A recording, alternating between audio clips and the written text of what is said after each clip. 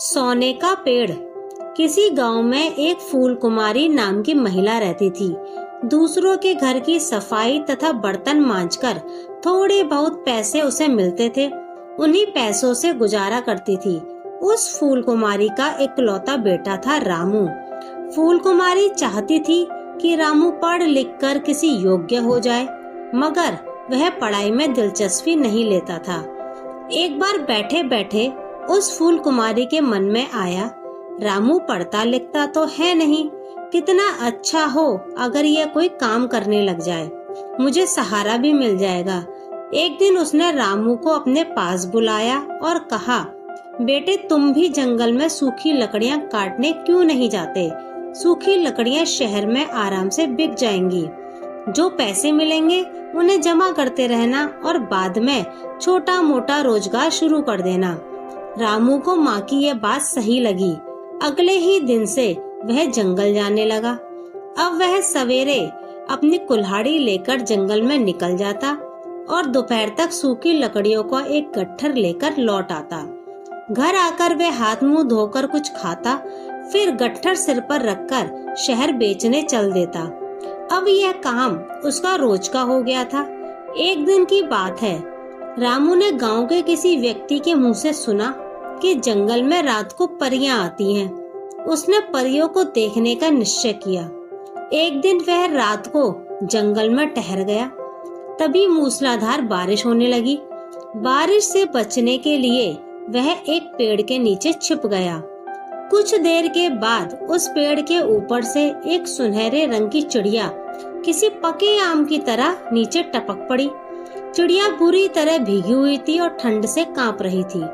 चिड़िया की दशा देखकर उसे बड़ी दया आई। उसने आगे बढ़कर चिड़िया को प्यार से उठा लिया और सहलाने लगा। इससे चिड़िया को गर्मी पहुंची और उसे बड़ी राहत मिली। बारिश भी अब थम चुकी थी। तुम रात के समय इस जंगल में क्या कर रहे हो? चिड़िया ने उससे पूछा। मैंने सुना है कि जंगल में रात को परियां आती हैं। क्या ये सच है? तुमने बिल्कुल सच सुना है, लेकिन परियों से तुम्हारा क्या काम है? चिड़िया ने उससे पूछा। बस ऐसे ही उन्हें देखना चाहता हूँ। क्या मैं उन्हें देख पाऊंगा? रामू बोला। तुम बहुत ही अच्छे लड़के हो। चिड़िया फुदकती हुई बोली, मैं तुम्हें परियों से मिलवाऊंगी। परियां मेरी अच्छी दोस्त हैं। कुछ ही देर में वे यहाँ आएंगी। यह सुनकर रामू बहुत खुश हुआ। वह आकाश की ओर देखते हुए परियों के आने का इंतजार करने लगा।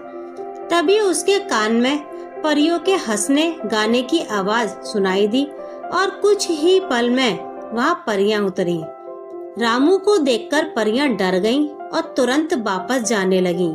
तो चिड़िया ने उन्हें रोकते हुए कहा, अरे रुको रुको, तुम सब कहाँ चल दी? रानी परी ने शंका की नजरों से रामू की तरफ देखा और बोली, ये लड़का हमें परेशान कर सकता है। नहीं नहीं, ये तुम लोगों को परेशान नहीं करेगा। यह तो बहुत ही भला और नेक लड़का है। चिड़िया ने परियों को बताया। जानती हो, अभी थोड़ी देर पहले इसने मेरी जान बचाई, वरना मैं तो ठंड से मर गई होती। मैंने इसे अपना दोस्त बना लिया है। अगर ऐसी बात है तो बहुत ही अच्छा है। रानी परी मुस्कुराकर बोली, यह तुम लोगों को नजदीक से देखना चाहता था। चिड़िया ने परियों से कहा, मैंने इसे वचन दिया था कि मैं इसे तुम लोगों से मिलवाऊंगी। रामू हैरानी से परियों की तरफ देख रहा था। उसे विश्वास ही नहीं हो रहा था कि इतनी आसानी से आमने सामने वह परियों को देख रहा है और उनकी मधुर आवाज सुन रहा है। कुछ देर बाद रामू उठ खड़ा हुआ और बोला, अब मैं अपने घर जाऊंगा, मुझे जाने की आज्ञा दो। हम तुम्हें खाली हाथ नहीं जाने देंगी, रानी परी ने कहा। तुमने हमारी दोस्त चिड़िया की जान बचाई है। हम तुम्हें कुछ उपहार देंगे।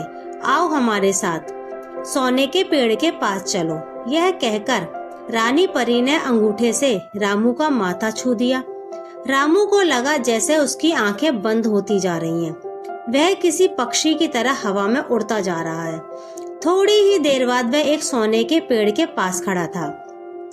उस पेड़ पर छोटे छोटे बेर की तरह हजारों सोने के फल लगे थे। ये सब देखकर रामू की आंखें आश्चर्य से फैल गईं। तुम्हारी जितनी इच्छा उतने फल तोड़ लो, रानी परी ने आदेश दिया। रामू ने सकुचाते हुए 8-10 फल तोड़कर अपनी जेब में रख लिए। जब भी तुम्हें सोने की जरूरत हो जंगल में आ जाना और हमें याद कर लेना। परियों ने उसे जंगल के बाहर तक छोड़ दिया। रामू ने खुशी खुशी जाकर अपनी माँ को सारी बात बताई। पहले तो उसकी माँ बहुत खुश हुई, किंतु कुछ ही पल बाद वह उदास हो गई। क्या हुआ माँ? रामू ने माँ की तरफ देखकर पूछा। तुम अचानक उदास क्यों हो गई? बेटे, हम लोग सोना तो खाएंगे नहीं, सोने को बाजार में बेचना ही पड़ेगा। बाजार में बेचने जाओगे तो लोग तुम्हें चोर समझेंगे, पूछेंगे कि ये सोना तुम्हारे पास आया कहाँ से, तो तुम क्या जवाब दोगे? माँ, मैं उन्हें सच बता दूंगा, रामू ने कहा। ठीक है बेटा, जैसे तुम्हारी मर्जी।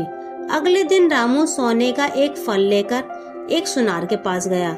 उसने सुनार को फल दिखाकर बेचने की बात कही।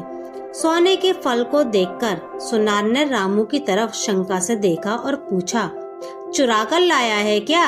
नहीं तो, रामू ने उसे सारी बात सच सच बता दी।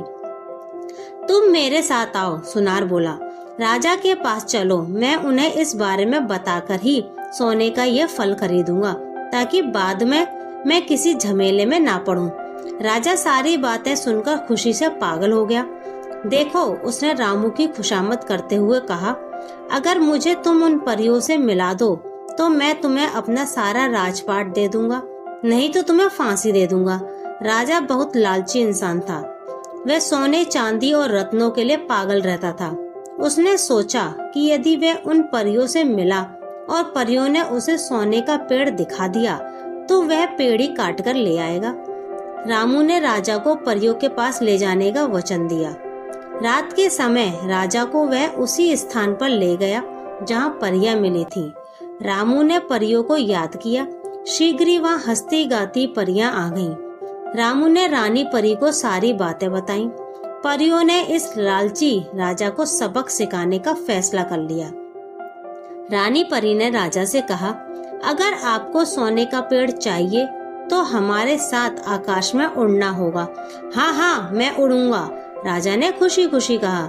रानी परी बोली, जिस समय हम उड़ने लगे आप मेरे पैर पकड़ लीजिएगा।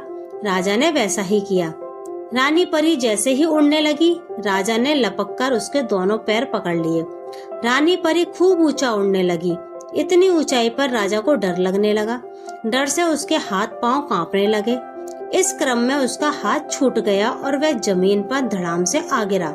उसकी हड्डी पसली टूट गई। वह दर्द से कराहने लगा।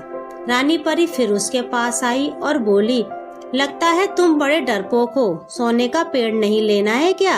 वह बोला, हाँ लेना है। राजा ने इस हालत में भी लालच नहीं छोड़ा।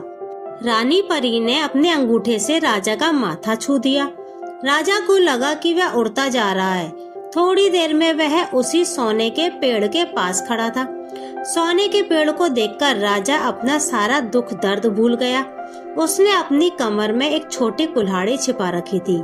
वो उसी से पेड़ को दनादन काटने लगा। ऐसी गलती मत करो, पेड़ का दुश्मन मत बनो, वरना ये तुम्हारी जान ले लेगा, रानी परी ने उसे चेताया। किंतु राजा उसकी बात कम मानने वाला था। राजा ने पेड़ को जड़ से काट डाला, मगर पेड़ राजा के ऊपर ही गिर पड़ा और राजा उसी से दबकर मर गया। रानी परी ने रामू से कहा, जाओ अब तुम इस राजा का राजपाट संभालो, मैं तुम्हारे साथ हूँ। यह कहकर परियां अदृश्य हो गईं और रामू और उसकी माँ खुशी खुशी रहने लगे।